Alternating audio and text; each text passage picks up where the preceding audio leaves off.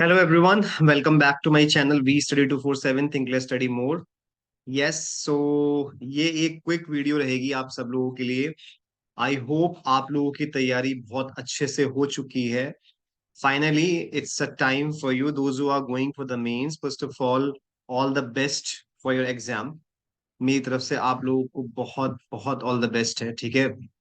आप अच्छे से करिएगा, go break a leg, okay, and may you like come with flying colours. That's my wish for you. दूसरी बात है कि मैंने अपनी पूरी कोशिश करी है। I just want to say few things कि मैंने पूरी कोशिश करके आप लोगों को whatever I could give, whatever I could deliver, I wish I could give it more, but yeah because of some time crunch and mains batch and other personal commitments, last में मैं कुछ video नहीं लेके आ पाया। But मैंने पूरी कोशिश करी आप लोगों को एक आइडिया, एक स्ट्रक्चर्ड और टू द पॉइंट तैयारी कराने की। अब होप सो, फिंगर क्रॉस्ड के क्या होता है, ठीक है। आप जरूर बताइएगा मुझे आके, यू कैन मेल मी। मैं मेल, आप सबों को पता है कि like I can put it in the chat box, basically comment box. तो वहां पर जाके आप मुझे मेल जरूर करिएगा आपका एग्जाम कैसा गया। अगर आपको थोड़ा सा भी हेल्प मिली है from the content that I have made for all of you. So please comment and do tell me, because it will really help me to evaluate and it will really make me feel good. Second most important thing, I think आप लोगों को पता होगा कि जो कुछ ये आपके कुछ इंस्ट्रक्शंस है जो आपको ध्यान रखने हैं। आप लोगों को ऑलरेडी पता होगा, तो मैं जरा डिटेल में नहीं जाऊंगा, बट कुछ चीजों का आप ध्यान रखिएगा। एक तो आप टाइम पर पहुंचिए अपने एग्जाम से पहले। The first and the foremost thing, जो उन्होंने टाइम दिया है उससे कम से कम 1 1/2 घंटा 2 घंटा पहले पहुंचिए आप। और वहां पर जाके आप कोशिश करिए, अगर आपके साथ कोई आ रहा है, वरना बैग वगैरह कैरी मत कीजिएगा। बहुत प्रॉब्लम होती है बैग को सबमिट करने में, वो नहीं करने देते हैं। सबसे बड़ा ये होता है इशू, ठीक है। क्योंकि वो आपको टाइम के बाद तो एंटर होने ही नहीं देंगे, तो ऐसा ना हो। तो सबसे पहले तो ये इंपॉर्टेंट है। उसके साथ साथ no candidate will be allowed to enter the examination centre without admit card. अपना एडमिट कार्ड, अपनी आईडी प्रूफ ओरिजिनल लेके आएंगे। उनको फोटो कॉपी से कोई मतलब नहीं है आपकी, आप कैरी कर सकते हैं लेकिन वो आपका ओरिजिनल देखेंगे। उसके साथ साथ वही जो कुछ फॉर्मेलिटीज होती हैं, वो अटेंडेंस शीट आएगी जिसमें आपका फोटो लगा होता है, थंब इम्प्रेशन होता है, ये सारी की सारी चीजें आपकी वहां पर होंगी। ओके, क्रॉस चेक किया जाएगा। पेन पेंसिल बॉक्स कुछ लेके नहीं जाना है, सारा का सारा आपको वहां से मिलेगा। ओके, वही आपको पेन देंगे। और ये सारी चीजें होती हैं। और एग्जाम ड्यूरेशन आपके बेसिस पे है, कैटेगरी की। अगर आप पीए का दे रहे हैं, जेजे का दे रहे हैं या एसपीए का दे रहे हैं, तो 2 और 3 आवर्स का इसमें है।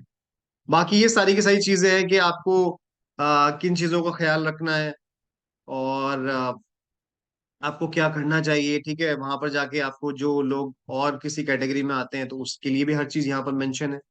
तो बेसिकली क्या आपको नहीं करना है, कोई कम्युनिकेशन डिवाइस, बहुत दिक्कत होती है फोन की। मैं आपको बता रहा हूँ पर्सनल एक्सपीरियंस से कि फोन की बहुत दिक्कत होती है कि वहाँ आपके पास एटलीस्ट आप फोन तो कैरी करते हो, फोन भी रखने का वहां पर जगह नहीं मिलने वाली है आपको। तो इसलिए ये सब चीजों को आप इंतजाम करके कोई ना कोई या तो आपके साथ हो तो उसको दे दीजिएगा जो आपके लिए वेट कर सकता है। अदरवाइज कभी कभी किसी किसी जगह पर आसपास की शॉप्स होती हैं, वो ऐसा कर लेती हैं कि वो आपको फोन रखने के लिए, बैग रखने के लिए अलाउड कर देती हैं। But again it's a risky process, so I won't say. तो ऑर्नामेंट्स, ये सारी चीजें, मेटालिक आइटम, ये सब आपको पता है। बहुत अच्छे से थरोली हर चीज को पढ़ के जाइएगा। आपके एडमिट कार्ड में तो मेंशन है ही। यहाँ पर भी सिंपल क्लोथ, प्लेन क्लोथ पहन के जाइएगा।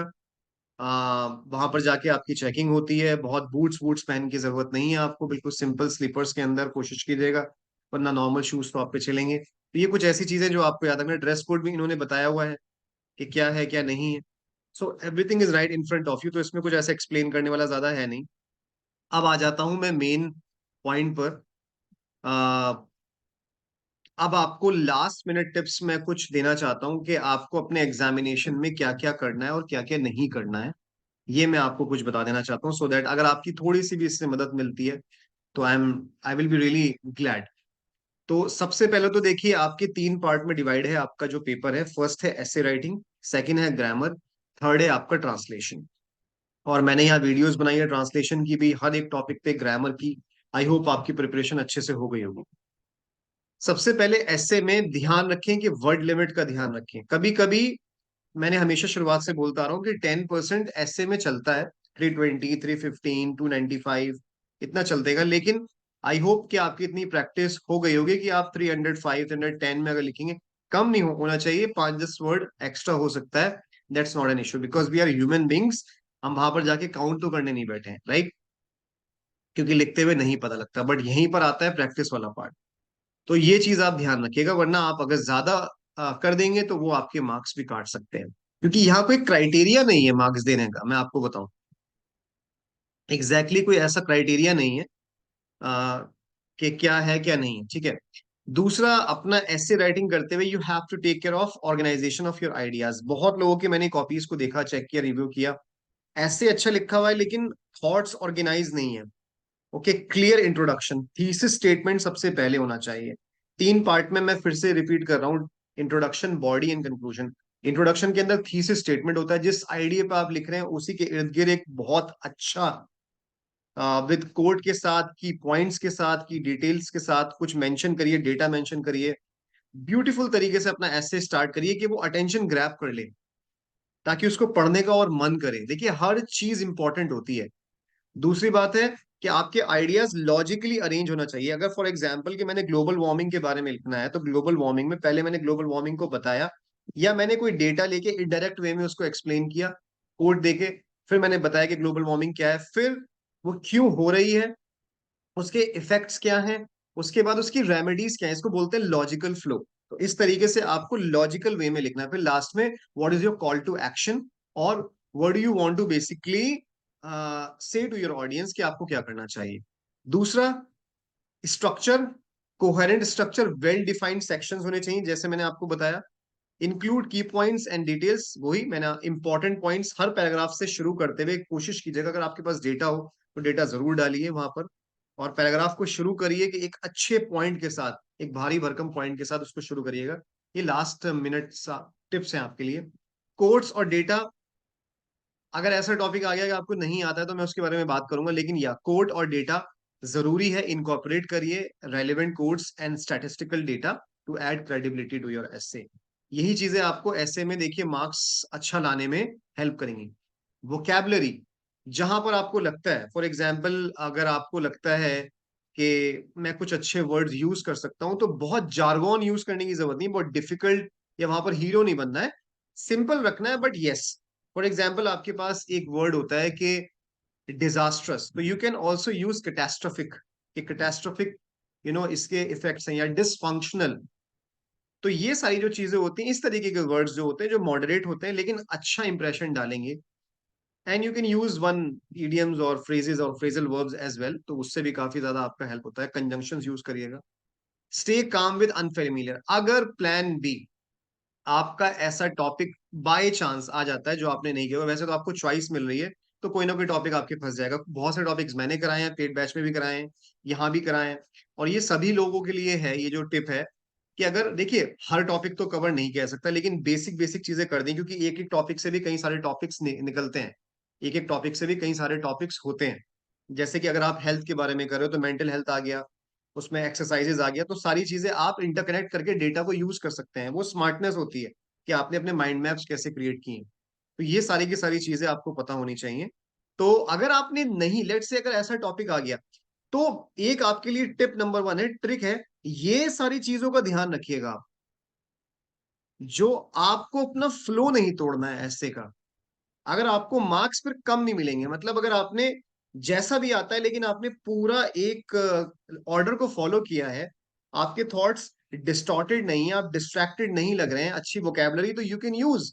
अगर आपको टॉपिक इतनी अच्छे से नहीं आता, अगर डेटा लेट से नहीं पता होगा, तो आपके लिए प्लान बी ये रहेगा कि आप ये सारी चीजों का ध्यान रखें, लॉजिकली लिखें, एक के बाद एक फॉलो करें, वोकेबलरी अच्छी यूज करें। भले ही डेटा नहीं होगा, कोड नहीं आता, तो कोई ऐसा सोचने की कोशिश करें कि जनरल कोड, एक आइडिया देता हूं कि अगर आपको लग रहा है कि मुझे इस टॉपिक का नहीं आता है, तो कोई जनरल कोड ऐसा सोचो जो सब पे एप्लीकेबल होता है। Yes, you can use it very smartly. तो ये आपको देखना है कि आपको किस तरीके से इसको यूज करना है। अब आ जाते हैं ग्रामर के पास। ग्रामर में मैंने बहुत लोगों को देखा, कॉपी अच्छी चेक, मतलब लिखा हुआ अच्छा था आंसर, लेकिन हैंड राइटिंग बहुत ही, देखिए हैंड राइटिंग अगर अच्छे तरीके से लिखेंगे, वहां पर क्या होता है, मूड पे भी डिपेंड करता है। अगर उसका मूड नहीं किया, उसने काट दिया, आपका हालांकि आंसर सही था। तो इसलिए ये भी कहीं ना कहीं फैक्टर्स होते हैं जिसकी copy neat and clean proper order wise होगी। किसी ने मुझसे क्वेश्चन पूछा था कि सर हम ऑर्डर में लिख लिख सकते हैं या फिर हम लोग शुरुआत ऐसे से कर सकते, मतलब किसी और टॉपिक से। देखिए मैं आपको सलाह दूंगा कि आप ऑर्डर वाइज ही करें, बेकार में वहां पर कोई इशू हो जाए ऐसा, लेकिन कोई हार्ड एंड फास्ट रूल नहीं है, but you have to take it in the logical order only. दूसरा, हैंडराइटिंग और आर्टिकुलेशन। आर्टिकुलेशन मिसिंग होता है। ऐसा भी ना हो कि 5 मार्क्स का क्वेश्चन आया तो आपने पूरा पेज या 2 पेज भर के लिख दिया, उसका भी फायदा नहीं है। ये आपको समझ होनी चाहिए, you should be that much smart कि मुझे कितना लिखना है। फॉर एग्जाम्पल अगर क्वेश्चन आता है कि explain noun and noun and its types, noun की डेफिनेशन देंगे प्रॉपर तरीके से पूरी, उसके बाद उसका एग्जाम्पल लिखेंगे, एग्जाम्पल मेंशन करने के बाद उसमें बताएंगे कि इसमें नाउन क्या है, फिर आएंगे let's discuss the types of noun and types of noun को करके फिर ये जितना रिक्वायरमेंट है उसके हिसाब से आपको करना है। दूसरा, स्ट्रॉन्ग ग्रेस्प ऑन ग्रामर। भाई ग्रामर की आपने तैयारी करी होगी, मैंने यहाँ पर टॉपिक्स कवर कराए हैं और बहुत सी चीजें मैंने वैसे भी आपको बताई थी कि क्या क्या आ सकती हैं, तो आई होप कि आपके ग्रामर्स के अंदर यही वर्क फॉर्म्स, ये सारी चीजें आपकी पूछी जा सकती हैं। Active, passive, direct, indirect.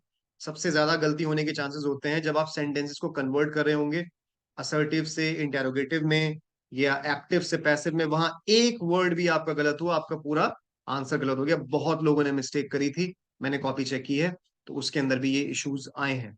Writing style and expression. भाई वही है कि आपका जो राइटिंग स्टाइल है, आप कितनी अच्छे तरीके से अपने आइडियाज को एक्सप्रेस कर पाते हैं। एक ही बच्चे को 5 में से 4 मार्क्स में मिलेंगे, एक ही को 3, हालांकि सेम होगा, आंसर भी लगभग सेम होगा, लेकिन क्यों? The clarity and your presentation. वही वाली बात है कि खाने को आप लेके आ रहे हो, खाना अच्छा है, टेस्ट अच्छा है, लेकिन एक ने बढ़िया तरीके से प्रेजेंट किया है, लेके आया साफ सुथरी प्लेट के अंदर लगा हुआ है तरीके से, एक ने ऐसे ही रख दिया है, तो फर्क तो होता है हर चीज का, राइट? सो फर्क पड़ता है। तो जितनी तरीके से आप लिखेंगे राइटिंग स्टाइल और आपका expression, that is really going to make a lot of difference in your essay. उसके बाद ट्रांसलेशन में सबसे इंपॉर्टेंट बात, सबसे महत्वपूर्ण बात जो है वो ये है that you have to choose the closest possible and accurate words जो हो सकते हैं। मैं डिफिकल्ट की बात नहीं कर रहा, and avoid these idioms and phrases. ये इडियम्स फ्रेजेस नहीं यूज करने हैं इसके अंदर, ठीक है? क्योंकि ट्रांसलेशन आप कर रहे हैं तो कीप इट सिंपल। तो aim to translate text as accurately and closely to the original meaning as possible. तो ये कुछ लास्ट मिनट आप लोगों के लिए टिप्स हैं जो मुझे लगता था कि मैं आपके साथ शेयर कर सकता हूं। अपना टाइम से जाइए। All the best, I have tried my level best. और आके मुझे जरूर बताइएगा, रिव्यू दीजिएगा कि आपका कैसा एग्जाम रहा, क्या क्या आया, क्या क्या नहीं आया। This is for all my students जो यूट्यूब पर हैं, जो पेड बैच के अंदर थे। सब लोगों के लिए ये है कि आप मुझे जरूर मेल करिएगा so that I can see कि आपका किस तरीके का पेपर गया। उसके साथ साथ फिर हम लोग शुरू करेंगे आपकी इंटरव्यू की तैयारी, ठीक है? इंटरव्यू के लिए भी मैं आपको बताऊंगा कि किस किस तरीके से हम लोग प्रिपरेशन करनी है, because I told you that we are going to stick with you till the last of your exam. Okay, so that's it from my side, everyone. So all the best for tomorrow. Take a good sleep. Okay, अच्छे से सोइए, take proper rest and stay hydrated because it's scorching heat right now. Okay, it's boiling hot. So take care, everyone. Take care. Bye bye. And thank you so much for watching.